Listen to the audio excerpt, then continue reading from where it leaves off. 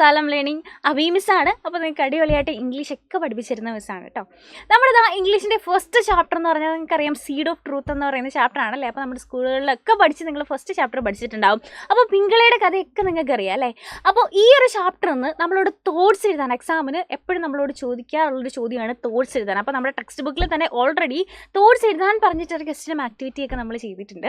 അപ്പോൾ ഇന്നത്തെ വീഡിയോയിൽ നമ്മൾ നോക്കാൻ പോകുന്നത് ഇതുപോലെ വേറൊരു ക്വസ്റ്റ്യൻ ആണ്. അതായത് മുൻ വർഷങ്ങളിൽ എക്സാമിന് ചോദിച്ചിട്ടുള്ളൊരു ക്വസ്റ്റ്യൻ ആണ്. അപ്പോൾ ഇതുപോലെ എന്തായാലും നമ്മളോട് എക്സാമിന് തോട്ട്സ് എഴുതാൻ ചോദിക്കാം.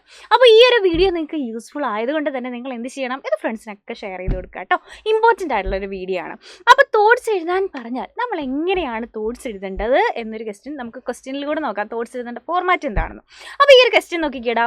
പിങ്കളാസ് father watched him going to the palace with empty pot. അപ്പോൾ പിങ്കളയുടെ അച്ഛൻ എംപ്റ്റി പോട്ടായിട്ട് പിങ്കളത്ത് ആ പാലസിലേക്ക് പോകുന്നത് നോക്കിയിരിക്കുകയാണ്. ബാക്കിയുള്ള കുട്ടികളുടെ ഒക്കെ കയ്യിൽ എന്താണ്, ആ പോട്ട് നിറയെ പല നിറത്തിലുള്ള അല്ലെങ്കിൽ നല്ല രസമുള്ള ഹെൽത്തി ആയിട്ടുള്ള പ്ലാന്റ്സ് ഉണ്ട്. പക്ഷെ പിങ്കളയുടെ സീഡ് മാത്രം എന്ത് ചെയ്തില്ല, അത് മുളച്ച് വന്നില്ല അല്ലേ.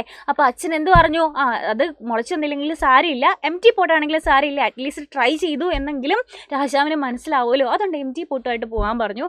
അങ്ങനെ പിങ്കൾ അടുത്ത ദിവസം എന്ത് ചെയ്യാണ്, രാജകൊട്ടാരത്തിലേക്ക് എംപ്റ്റി പോട്ടായിട്ട് പോവുകയാണല്ലേ. അപ്പോൾ ഈ പോകുന്നത് അച്ഛൻ ഇങ്ങനെ നോക്കി നിൽക്കുകയാണ്.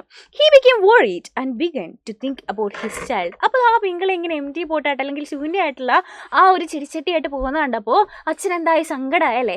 അങ്ങനെ അച്ഛൻ എന്ത് ചെയ്യാൻ തുടങ്ങി, ഓരോരോ കാര്യങ്ങൾ ചിന്തിക്കാൻ തുടങ്ങി.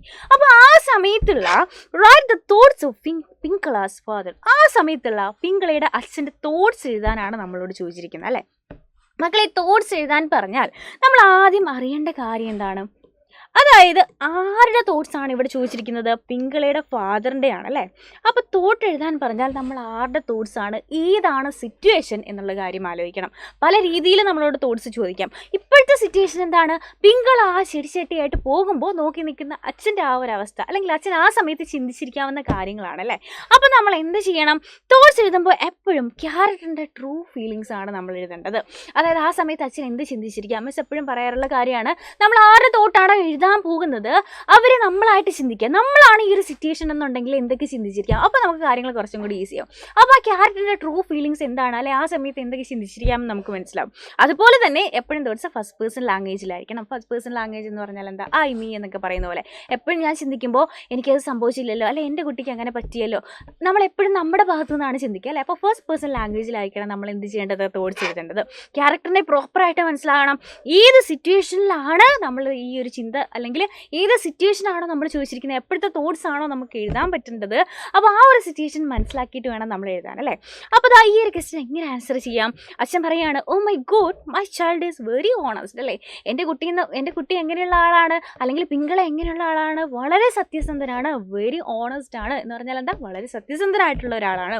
ഹി ട്രൈഡ് ഹിസ് ബെസ്റ്റ് അല്ലേ, അവൻ്റെ കഴിവിൻ്റെ മാക്സിമം അവൻ എന്ത് ചെയ്തു, ട്രൈ ചെയ്തു.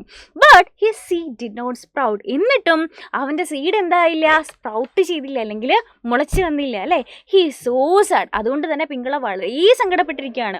Now what will happen to my child, ഇനി എൻ്റെ കുട്ടിക്ക് എന്ത് പറ്റും അല്ലേ. ഇനി ഇതാ എംപ്റ്റി പോട്ടായിട്ട് രാജകൊട്ടാരത്തിലേക്ക് പോയിട്ടുണ്ട്, ഇനി എന്താണ് സംഭവിക്കാൻ പോകുന്നത്, now what will happen to my child അല്ലേ. നമുക്ക് ചിന്തകളെന്ന് പറയുമ്പോൾ ഇതുപോലെ ക്വസ്റ്റ്യൻസും അല്ലെങ്കിൽ നമ്മുടെ പ്രതീക്ഷകളും ഒക്കെ നമുക്ക് ആഡ് ചെയ്യാം കേട്ടോ. Now the king will punish him, അതായത് എംപ്റ്റി പോട്ടായിട്ട് ചെന്നതിന് രാജാവിനി എൻ്റെ കുട്ടീനെ എന്ത് ചെയ്യും, പണിഷ് ചെയ്യുമായിരിക്കും, അല്ലെങ്കിൽ എന്തെങ്കിലും ശിക്ഷ കൊടുക്കുമായിരിക്കുമോ.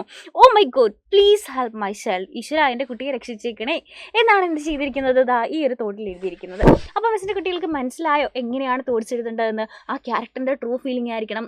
ഏതൊരു സിറ്റുവേഷനിലാണ് ആ ക്യാരക്ടർ അത് ചിന്തിച്ചിരിക്കാവുന്നത്, ആ ഒരു സിറ്റുവേഷൻ അനുസരിച്ച് വേണം. ഫസ്റ്റ് പേഴ്സൺ ലാംഗ്വേജിലായിരിക്കണം. ഇതുപോലെ അടിപൊളിയായിട്ട് കുറച്ച് കാര്യങ്ങൾ നമ്മൾ ഓർത്ത് വെച്ച് കഴിഞ്ഞാൽ എന്ത് ചെയ്യാൻ പറ്റും, അടിപൊളിയായിട്ട് നമുക്ക് ഈ ഒരു തോട്ടമെന്നല്ല ഈ ഒരു പാഠത്തുനിന്ന് അല്ലെങ്കിൽ ഏതൊരു ചാപ്റ്ററിൽ നിന്നായാലും എങ്ങനെ തോട്ട്സ് എഴുതാൻ പറ്റിയാലും ചോദിച്ചാലും നമുക്ക് അടിപൊളിയായിട്ട് എഴുതാൻ പറ്റും. അപ്പോൾ ഈ വീഡിയോ നിങ്ങൾക്ക് യൂസ്ഫുൾ ആയിട്ടുണ്ടെന്നുണ്ടെങ്കിൽ മിസ്സിൻ്റെ കുട്ടികൾ എന്ത് ചെയ്യുക, നിങ്ങളുടെ ഫ്രണ്ട്സിനൊക്കെ ഇത് ഷെയർ ചെയ്ത് കൊടുക്കുക ആൻഡ് ഇതൊക്കെ ഒന്ന് ലൈക്ക് ചെയ്യുക കേട്ടോ. അപ്പോൾ ഇതുപോലെയുള്ള യൂസ്ഫുൾ വീഡിയോസ് ആയിട്ട് നമുക്ക് ഇനിയും കാണാം. അതുവരെ bye bye and take care.